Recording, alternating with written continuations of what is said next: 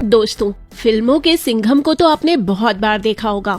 अब जरा आप असल जिंदगी के हीरो को देखिए, जिसका नाम सुनकर ही टाटा से लेकर बिरला तक, अंबानी से लेकर अदानी तक बड़े बड़े बिजनेसमैनों की हालत खराब हुई।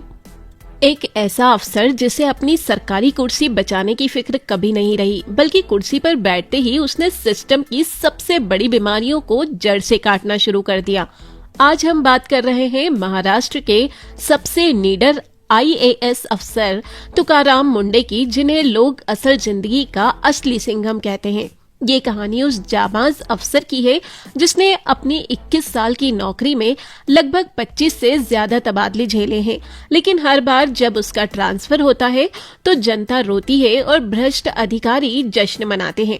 ऐसे में जिस अंदाज के साथ तुकाराम महाराष्ट्र के घूसखोरों और मिलावटखोरों की पतलून गीली करने में लगे हुए हैं, उसे देखकर अब हर किसी के दिमाग में सिर्फ एक ही सवाल है कि क्या एक बार फिर तुकाराम का ट्रांसफर हो जाएगा? क्या मुंबई में मिलने वाला साफ सुथरा खाना वापस से गंदगी की दुनिया बनने वाला है? दोस्तों, आज इस वीडियो में हम जानेंगे कि आखिर तुकाराम मुंडे के काम करने का तरीका क्या है, कैसे उन्होंने डोमिनोज, पिज्जा हट और बर्गर किंग जैसी अंतर्राष्ट्रीय कंपनियों के घुटने टेकने पर मजबूर कर दिया है, और क्यों बॉलीवुड के बड़े सितारे से लेकर बड़े बड़े कॉरपोरेट घराने उनके नाम से खौफ खाते हैं। कहानी की शुरुआत होती है महाराष्ट्र के बीड जिले के एक बेहद छोटे और पिछड़े गांव तड़खेल से, जहां एक साधारण किसान परिवार में तुकाराम मुंडे का जन्म हुआ था। बचपन से ही उन्होंने गांव में गरीबी, बेबसी और प्रशासनिक लापरवाही को बहुत करीब से देखा था। जब गांव के गरीब किसान और सीधे साधे लोग छोटी छोटी सरकारी सुविधाओं और अपने हक के लिए दफ्तरों के चक्कर काटते काटते थक जाते थे, तब छोटे तुकाराम के बाल मन में एक ही बात गहराई से बैठ गई थी कि अगर इस देश के हालात बदलने हैं और आम जनता को न्याय दिलाना है तो सिस्टम से बाहर रहकर रोने से कुछ नहीं होगा, बल्कि सिस्टम के अंदर घुसकर पावर हासिल करनी होगी। उन्होंने इसी एक सपने को अपनी जिंदगी का मकसद बना लिया और बिना किसी महंगे कोचिंग या बड़े संसाधनों के दिन रात एक करके कड़ी पढ़ाई की कि साल 2005 में उन्होंने भारत की सबसे कठिन परीक्षा UPSC में ऑल इंडिया 20वीं रैंक हासिल कर ली और एक IAS अफसर बन गए। लेकिन ट्रेनिंग खत्म होने के बाद जब उन्हें महाराष्ट्र कैडर में पहली पोस्टिंग मिली तो उस वक्त के बड़े प्रशासनिक अधिकारियों को जरा सा भी अंदाजा नहीं था कि एक ऐसा तूफान आ चुका है जो आने वाले 2 दशकों तक भ्रष्टाचारियों और मनमानी करने वाले नेताओं की नींद पूरी तरह से हराम करने वाला है। तुकाराम मुंडे का पहला बड़ा और कड़ा कारनामा सोलापुर में देखने को मिला, जब वे वहां के नगर निगम आयुक्त यानी म्यूनिसिपल कमिश्नर बनकर पहुंचे। सोलापुर शहर में उस समय अवैध निर्माण, भू माफिया का आतंक और पीने के पानी की चोरी एक बहुत विकराल समस्या बन चुकी थी। वहां बड़े बड़े भू माफिया और स्थानीय बाहुबली नेताओं का दबदबा ऐसा था कि कोई भी अदना या बड़ा अधिकारी उनके खिलाफ कार्रवाई करने की हिम्मत तक नहीं जुटा पाता था। लेकिन तुकाराम मुंडे ने पद संभालते ही बिना किसी राजनीतिक दबाव की रत्ती भर परवाह किए अवैध इमारतों और सरकारी जमीनों पर कब्जा करने वालों के खिलाफ सीधा बुलडोजर अभियान शुरू कर दिया। उन्होंने पानी की चोरी करने वाले बड़े बड़े रसूखदार लोगों के इल्लीगल कनेक्शन काट दिए, सरकारी टैक्स वसूलने के लिए सख्त नियम बनाए और देखते ही देखते सोलापुर नगर निगम के खजाने में करोड़ों रुपए का राजस्व जमा करवा दिया। स्थानीय नेता चिल्लाते रहे, उन्हें लगातार धमकियां मिलती रही, लेकिन मुंडे का सिर्फ एक ही सख्त जवाब था कि देश का संविधान और कानून हर इंसान के लिए बराबर है और जो भी कानून तोड़ेगा उसे किसी भी कीमत पर बख्शा नहीं जाएगा। सोलापुर में अपनी धाक जमाने के बाद जब उनका तबादला नवी मुंबई नगर निगम में हुआ तो वहां उन्होंने जो ऐतिहासिक काम किया उसने पूरे देश के मीडिया और प्रशासनिक महकमे का ध्यान अपनी तरफ खींच लिया। नवी मुंबई में तुकाराम मुंडे ने वॉक विद कमिश्नर नाम की एक बेहद अनोखी और पारदर्शी पहल शुरू की। इस पहल के तहत हर रविवार की सुबह सीधे शहर के पार्कों और चौराहों पर आम जनता से मिलने पहुंचते थे। वहां कोई सुरक्षा का तमाशा नहीं होता था। आम नागरिक सीधे कमिश्नर के सामने अपनी समस्याएं रखते थे और तुकाराम मुंडे ऑन द स्पॉट वहां मौजूद अधिकारियों को कार्रवाई का आदेश देते थे। इसके साथ ही उन्होंने नवी मुंबई नगर निगम के बजट को खंगाला और नेताओं व ठेकेदारों की मिलीभगत से चल रहे करोड़ों रुपए के फालतू और फिजूल खर्च प्रोजेक्ट्स को एक ही झटके में रद्द कर दिया। उन्होंने ठेकेदारों की मनमानी और कटमनी कल्चर पर पूरी तरह से पूर्ण विराम लगा दिया। इससे बौखलाए सभी राजनीतिक दलों के पार्षदों ने मिलकर तुकाराम मुंडे को हटाने के लिए एक सुर में अविश्वास प्रस्ताव पारित कर दिया। महाराष्ट्र के प्रशासनिक इतिहास में ये पहली बार हुआ था जब किसी ईमानदार IAS अफसर को हटाने के लिए सारे पार्षद दलगत राजनीति भूलकर एक साथ आ गए थे। लेकिन जब सरकार ने उन्हें हटाने का मन बनाया तो नवी मुंबई की सड़कों पर ऐसा नजारा देखने को मिला जो पहले कभी नहीं दिखा था। हजारों की तादाद में आम नागरिक सड़कों पर उतर आए।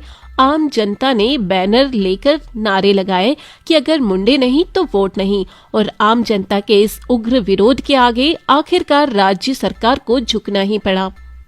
लेकिन तुकाराम मुंडे का सबसे खतरनाक, सबसे साहसिक और ताबड़तोड़ एक्शन हाल ही के दिनों में तब देखने को मिला जब उन्हें महाराष्ट्र FDA यानी खाद्य एवं औषधि प्रशासन का नया आयुक्त बनाया गया। FDA कमिश्नर का पद संभालते ही उन्होंने साफ शब्दों में संदेश दे दिया था कि जनता की सेहत, जीवन और सुरक्षा से खिलवाड़ करने वाला चाहे कितना भी बड़ा ब्रांड हो या कितना भी रसूखदार इंसान हो, उसे सीधे बख्शा नहीं जाएगा। शुरुआत में कुछ लोगों को लगा कि वे भी बाकी पारंपरिक अफसरों की तरह सिर्फ छोटे मोटे दूध विक्रेताओं, राशन दुकानों या स्थानीय ढाबों पर जाकर रस्मी छापे मारेंगे। लेकिन तुकाराम मुंडे का विजन बहुत बड़ा और सोच बेहद दूरगामी थी। उन्होंने अचानक बिना किसी पूर्व सूचना के एक ही दिन में 100 से ज्यादा बड़े और नामी गिरामी मल्टीनेशनल और नेशनल रेस्टोरेंट्स पर एक साथ रेड मार दी। इस ताबड़तोड़ और बड़े पैमाने पर हुई रेड में जो डरावना सच निकलकर सामने आया, उसने पूरे देश की जनता को हिलाकर रख दिया। डोमिनोज, पिज्जा हट और बर्गर किंग जैसे अंतर्राष्ट्रीय फूड चेन्स के किचनों में भारी गंदगी पाई गई। वहां रखा खाना, अनहाइजीनिक कंडीशंस, खराब फ्रीजिंग सिस्टम और घटिया क्वालिटी का सामान खुलेआम इस्तेमाल किया जा रहा था, जो लोगों की सेहत के लिए बेहद जानलेवा हो सकता था। आमतौर पर कोई भी दूसरा अधिकारी ऐसे मल्टीनेशनल ब्रांड्स के खिलाफ सिर्फ एक हल्की सी चेतावनी या फिर मामूली सा जुर्माना लगाकर मामला रफा दफा कर देता है, क्योंकि इन विशाल ब्रांड्स के पीछे अरबों डॉलर की कॉरपोरेट कंपनियां और सुप्रीम कोर्ट के महंगे वकीलों की फौज खड़ी होती है। लेकिन तुकाराम मुंडे ने बिना एक सेकंड का समय गंवाए और बिना किसी लीगल टीम के दबाव में आए डोमिनोज के 4 बड़े आउटलेट्स और पिज्जा हट के कई प्रमुख आउटलेट्स के लाइसेंस तुरंत प्रभाव से सस्पेंड कर दिए। उन्होंने साफ साफ कह दिया कि अगर कोई कंपनी भारत में पिज्जा और बर्गर बेचकर अरबों रुपए का मुनाफा कमा सकती है तो उसे भारत की जनता को पूरी तरह साफ सुथरा और सुरक्षित खाना देना ही होगा, वरना उनकी दुकानों पर ताले जड़ दिए जाएंगे। इसके बाद तुकाराम मुंडे ने एक ऐसी संवेदनशील और ऐतिहासिक जगह पर छापा मारा जहां जाने की हिम्मत आज तक भारत का कोई भी अधिकारी या मंत्री नहीं कर पाया था। भारत के सबसे प्रसिद्ध, सबसे पवित्र और करोड़ों लोगों की आस्था के केंद्र धार्मिक स्थल शिरडी के साईं बाबा मंदिर परिसर के आसपास जब उन्होंने अपनी टीम के साथ अचानक निरीक्षण किया तो वहां का सच देखकर हर कोई हैरान रह गया। मंदिर के आसपास बेचे जाने वाले प्रसाद और मिठाइयों की जब लैब में जांच करवाई गई तो पता चला कि वहां भक्तों को घटिया तेल और मिलावटी पेड़े बेचे जा रहे थे, जो श्रद्धालुओं के स्वास्थ्य के लिए बेहद हानिकारक थे। तुकाराम मुंडे ने बिना किसी धार्मिक तुष्टीकरण या राजनीतिक दबाव की परवाह किए तुरंत सख्त एक्शन लिया और मंदिर परिसर के आसपास की दुकानों से लगभग 700 किलो से ज्यादा मिलावटी पेड़ा और घटिया मिठाई जब्त करके उसे अपनी मौजूदगी में पूरी तरह से नष्ट करवा दिया। उन्होंने पूरे देश को ये स्पष्ट संदेश दिया कि आस्था और भगवान के नाम पर भी लोगों की सेहत से खिलवाड़ करने की इजाजत किसी को नहीं दी जाएगी। तुकाराम मुंडे का ये चाबुक और सख्त तेवर सिर्फ रेस्टोरेंट्स या प्रसाद की दुकानों तक ही सीमित नहीं रहे, बल्कि उन्होंने सीधा रुख किया देश के ग्लैम वर्ल्ड यानी बॉलीवुड की तरफ। जब उन्होंने देखा कि टीवी, रेडियो और सोशल मीडिया पर विमल, इलायची और पान पराग के नाम से सरोगेट एडवर्टाइजिंग धड़ल्ले से चलाई जा रही है, जो असल में मासूम युवाओं को गुटखा और पान मसाला की तरफ धकेलती है, तो उन्होंने बिना डरे बॉलीवुड के सबसे बड़े सुपरस्टार्स शाहरुख खान, अजय देवगन और टाइगर श्रॉफ जैसे बड़े अभिनेताओं को कारण बताओ नोटिस जारी कर दिया। FDA कमिश्नर ने बेहद सख्त रुख अपनाते हुए कहा कि देश के इन बड़े सेलिब्रिटीज की एक बहुत बड़ी फैन फॉलोइंग होती है। करोड़ों युवा उन्हें अपना आदर्श मानते हैं और अगर वे किसी ऐसे ब्रांड्स को एंडोर्स करते हैं जो अप्रत्यक्ष रूप से स्वास्थ्य के लिए हानिकारक है, तो उन पर भी कानून के तहत सख्त से सख्त कार्रवाई होगी। उन्होंने साफ शब्दों में मीडिया से कहा कि संविधान और कानून के सामने कोई भी बड़ा सितारा या आम इंसान अलग नहीं है और जो भी नियमों का उल्लंघन करेगा उसे भुगतना ही पड़ेगा। अब सबसे बड़ा सवाल ये उठता है कि आखिर अंबानी, अडानी और देश के बड़े कॉरपोरेट घराने तुकाराम मुंडे के नाम से क्यों घबराते हैं? इसका सीधा सा जवाब उनके काम करने के पूरी तरह से निष्पक्ष और सख्त तरीके में छिपा है। तुकाराम मुंडे कभी भी किसी बड़े बिजनेसमैन के प्रभाव, बड़े कॉरपोरेट फंड्स या किसी पावरफुल मंत्री के फोन के आगे नहीं झुकते। जब भी वे किसी विभाग में आते हैं तो सबसे पहले बड़े बड़े कॉरपोरेट्स के टैक्स बकाया, इल्लीगल कंस्ट्रक्शंस, एनवायरमेंटल क्लियरेंस और फूड सेफ्टी के नियमों के उल्लंघन की धूल फांकती फाइलों को बाहर निकालते हैं। जो बड़े घराने सालों से सिस्टम को अपनी जेब में रखकर मनमानी कर रहे थे, वे मुंडे के आते ही डर के साए में आ जाते हैं, क्योंकि मुंडे ना तो किसी से 1 रुपए की रिश्वत लेते हैं, ना ही किसी VIP कल्चर को बढ़ावा देते हैं। उनके लिए सिर्फ और सिर्फ भारत का संविधान और आम जनता का हित ही सर्वोपरि है। इस तरह की निष्पक्ष, ताबड़तोड़ और बिना किसी भेदभाव के की गई कार्रवाई के बाद हमेशा की तरह राज्य के राजनीतिक गलियारों में भारी खलबली मच गई। मीडिया में ये खबरें तेजी से तैरने लगी कि बड़े बड़े कॉरपोरेट घरानों, उद्योगपतियों और रसूखदार नेताओं के भारी दबाव में आकर तुकाराम मुंडे का एक बार फिर से तबादला होने वाला है। लोग ये तक कहने लगे थे कि इतने बड़े बड़े इंटरनेशनल ब्रांड्स और फिल्मी सितारों से पंगा लेने के बाद अब मुंडे का इस पद पर बने रहना नामुमकिन है। लेकिन इस बार मामला पूरी तरह से अलग था। राज्य की आम जनता और सोशल मीडिया मुंडे के समर्थन में पूरी तरह चट्टान की तरह खड़ा हो गया।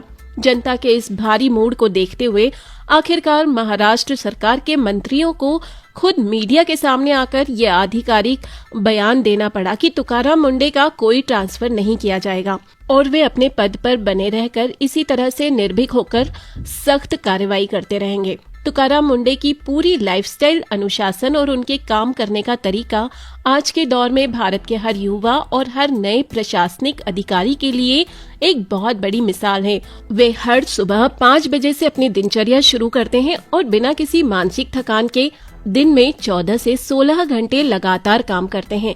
उनके दफ्तर में कोई भी फाइल एक दिन से ज्यादा पेंडिंग नहीं रहती और अगर कोई कर्मचारी या अधिकारी उनके विभाग में भ्रष्टाचार या कामचोरी में लिप्त पाया जाता है तो वे उसे बिना समय गंवाए तुरंत सस्पेंड कर देते हैं। यही वजह है कि जिस विभाग में भी मुंडे कदम रखते हैं वहां का पूरा प्रशासनिक अमला डर से थर थर कांपने लगता है और पेंडिंग फाइलों की रफ्तार अचानक 10 गुना बढ़ जाती है। दोस्तों, आज के इस दौर में जब पूरे सिस्टम में भ्रष्टाचार, सिफारिश और राजनीतिक दबाव इतना हावी हो चुका है, तब तुकाराम मुंडे जैसे ईमानदार अधिकारी ये साबित करते हैं कि अगर आपकी नीयत साफ हो और इरादे फौलादी हो तो एक अकेला इंसान भी पूरे सड़े हुए सिस्टम को सुधारने का दम रखता है। उन्होंने अपने काम से ये दिखा दिया कि असली पावर किसी बड़े पद, चमचमाती गाड़ी या कुर्सी में नहीं होती, बल्कि आपकी ईमानदारी, आपके चरित्र और आपके साहस में होती है। तुकाराम मुंडे ने देश के हर एक आम नागरिक के दिल में ये भरोसा और उम्मीद फिर से जगाई है कि कानून आज भी जिंदा है और अगर सही नीयत से काम किया जाए तो बड़े से बड़े अमीर, अरबपति और ताकतवर इंसान को भी कानून के सामने घुटने टेकने ही पड़ते हैं। अब इस पूरी रोमांचक कहानी को देखने के बाद सबसे बड़ा सवाल ये उठता है कि क्या हमारे पूरे देश को तुकाराम मुंडे जैसे और भी कई सख्त, निडर और ईमानदार अफसरों की जरूरत है? क्या ऐसे जाबाज अधिकारियों को सरकार की तरफ से और ज्यादा अधिकार, सुरक्षा मिलनी चाहिए ताकि वे बिना किसी डर के बड़े बड़े भ्रष्टाचारियों पर सीधी कार्रवाई कर सकें, या फिर बार बार होने वाले तबादलों के जरिए उनके मनोबल को तोड़ना ही इस सिस्टम की सच्चाई है। आप इस बारे में क्या सोचते हैं? क्या तुकाराम मुंडे को और ज्यादा पावर मिलनी चाहिए?